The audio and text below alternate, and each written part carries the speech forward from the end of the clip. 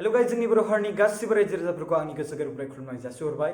लोगोसे आं मैया मोनसे भिडिअ आपल'ड खालामदोंमोन कि जोंनि बर' हारिनि मुंख्लंफोरखौ रेसपेक्टलेस होनाय सनमान गैयै खामानि मावनाय।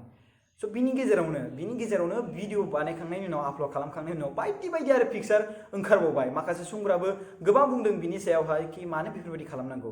स' आरो ओंखारबावबायसो आरो पार्सनेलि आंनि WhatsAppआव फैबावबाय।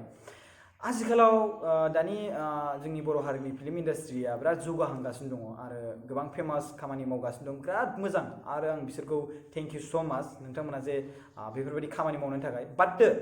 बाट बेवहाय जे मुंख्लंफोरनि जायगायाव ना जे बेवहाय मार्टियार्सफोरनि जाय खाम्फा बेफोराव जिरायनानै जे भिडिअ बानायनाय गुबुनफोरखौ फोरोंहोनाय। स' आसलथे गासिबो रिलेटेड बे भिडिअ एलबामनि जे थांबाय बे मेथाइनि मुङानो जाबाय नोंखौल' नामा नङा होमबा। स' मानसिफोरा बेखौ स्क्रिनशट खालामनानै गोबां बखिगासिनो दङ एक्टरखौबो एक्ट्रेसखौबो। आं नामखौ बुंनो थांला, अलरेडि नोंथांमोना मोनथिसै बिनि मुंखौ नङा होमबा। आरो बिनि गेजेराव सोरबा डाइरेक्टरखौबो बुंबाय नङा होमबा। बै डाइरेक्टरा गावनो टुइट खालामबाय कि आं नङा, आंनि बे डाइरेक्सन नङा, आं बानायनाय नङा। स' जाय मानसिया आंखौ बुंदों बेफोरबायदि आं बेखौ एगेन्स्ट होगोन, एफआइआर एगेन्स्ट होनाय जागोन होननानै।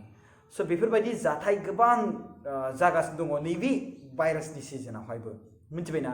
स' बे भिडिअखौ दायो रिमुभ खालामबाय होनना बुंदों। आं नागिरदोंमोन आंबो आरो बिनि गेजेराव माखासे रायजो राजाफ्राबो नागिरदों होननानै बुंदों। आं माथो भिडिअखौ नागिरदोंमोन नुवासै। स' बेखौ प्राइभेट नङाबा रिमुभ खालामबाय होननानै बुंदों मानसिफोरा। स' जिखुनु हक दायो मेन थिंस जाबाय कि जों जुदि गावनि जाथिनि मार्टियार्सफोरखौ बा हिर'फोरखौ जुदि सनमान लाखिनो रोङाब्ला गुबुन जाथियाथ' रेसपेक्टलेस खालामखागोनानो। आरो लोगोसे आं बे बाथ्राखौ बुंनो सानदों कि मैयाहाय सासे बे रेड कालारनि जाय आं स्क्रिनाव होदोंना पिक्चार, मोखांखौ आं दिन्थियाखै बारु, बे मानसिया गुबुन जाथिबावसो। दा जों बुंदों बड'लेण्ड मार्टियार्सनि नङाबा सेमेन्टारि। स' बिनि गेजेराव जुदि सोरबा मानसिया फैदों बेखौ रेसपेक्ट खालामनाय जोंनो दिन्थियाखैब्ला बिसोर बहा रेसपेक्ट खालामगोन। अके बुंलाय, जों बर' हारि जानानै जों बर'नि मुंख्लंफोरखौ बा मार्टियार्सफोरखौ जोंनो जाथिनि जानानै जुदि मान होनो रोङाब्ला, सनमान होनो रोङाब्ला गुबुन जाथिया फैनानै बेफोरबायदि खालामनो हाखागोनानो। नायदो, वेर इज प्रटेक्सन? केयारलेस। जों दाबो माने केयारलेस, जोंनानो दाबो केयारलेस। आं बुंदों सासे मानसिखौ निमाहा होबाय आरो बिनि गेजेराव सानै आरो बिनि गेजेराव साथाम आरो दा नै फिल्म भिडिअ बानायनाय आरो बिनि गेजेराव नै गोबां दंबावसो। आंनाव दङ गोबां। स' दा साननो हागौ नोंथांमोना बिनि सायाव माने सिरियास थिंकिं लागासिनो दङ बे भाइरासनि सिजनाव। आरे ब्रादार, बेयो गोदो गोदायनिफ्रायनो जोंनि जिउखौ मान होबोदों। माब्रै? बिथांमोना मुंख्लं जानायनि थाखायनो जोंखौ सिनायथि मोनदों। जोंनि दा बे बिटिएडि मोनब्रै डिस्ट्रिक्ट जादों बा बिटिआर एग्रिमेन्ट जादों, बैसोरनि थैनि थाखायबो जादों, मिथिबायना। बैसोरनि थैनाय, बैसोरनि जिउ गालांनाय हारिनि थाखाय, बिनि थाखायबो दाजाबनानै प्लास पइन्टनि थाखाय बिसोरो ओरैबायदि बड'लेण्ड मुभमेन्ट दाबिनानै मानसिबो जिउ खहा जालांबाय। बिनि थाखायनो बिथांमोननो माबा मोनसे रिजाल्ट होनांगोन, मोनसे फिथाइ महरै होनांगोन। नैबे फिथाइयानो नैबे। स' बेयाव जाय नोंथांमोना बड'लेण्ड होननानै जिरायनो मोन्दोंना, जायगा गसंनो मोन्दों, स' बैसोरनि थैनि थरथिं, मिथिबायना, थैनि थरथिंनि थाखायनो, बैसोरनि थैनि थाखायनो जों बेयाव दा आलो गोजोनै संसार जानो थाखाय मोनसे राहा मोनहांगासिनो दङ, मिथिबाय। स' बिनि गेजेराव जों बिसोरखौ थेंक्स खुलुमनाय जासिनो नागारै खिथुथिंजायलाय, आथिंथिंजायलाय बायदि बानायनानै जों जुदि what is that year? We are not uneducated person and you are not an uneducated person. आं बुंदों मैया मोनसे बाथ्रायाव कि सोरबा आनएजुकेटेडआ थाङोब्ला बेवहाय गाखोनो इदिबायदि खालामनो गिगोन, आरे आंखौ माबा मोनसे खालामगोन नामा, अ माय गड आं जानाय नङा गिगोन थोरनो। बाट जों रोंगौथि थानानैबो जोंनो जुदि रोंगौथि थाग्रा मानसिफ्रा जुदि बेफोरबायदि आरो फिल्म एलबाम भिडिअ बानायग्रा जानानैबो जों जुदि बेफोरबायदि इउज खालामोबा बाहायोब्ला, अके नोंथांमोना भिडिअ बानाय। आजिखालिनि जुगाव भिडिअ सेल्फि लानाय गोबां फेशन बायदि जाबाय।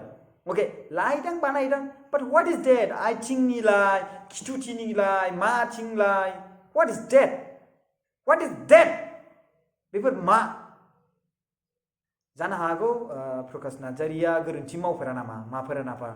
आरे आं जुदि मावोब्ला आंखौबो बुं। आरे बे हारिनि मोनसे बाथ्रा फैयोलै ब्रादारमोन, सिस्टारमोन बे हारिनि मोनसे बाथ्रा फैयो जोंनि मुंख्लंफोर बिसोरो जोंनि हारिनि थाखाय गोबां खामानि मावलांबाय बिसोरो जों बिसोरखौ मान होनांगोन सनमान होनांगोन नङा होमबा बिथांमोना दायो आलो गोजोनै बिथांमोना जुदि थानायमोनब्ला खिजान बिसोरो दा बड'लेण्डआवबो एसे एनैबाबो थानो मोनगौमोनदां बाट बिथांमोननि जिउआ गोजौआव थाथोंसै दा बिथांमोननि जिउआ दा गोजौआव सोरगोआव थांनानैबो बिथांमोननि खाम्फाखौ जों जुदि मोजाङै नाम होनानै जुदि जोङो मोजाङै माने मोनसे जायगायाव दोनदों आरो बेखौ जों जुदि असनमान खालामोब्ला बिसोरनि न'खरनि मानसिफ्रा मा सानगोन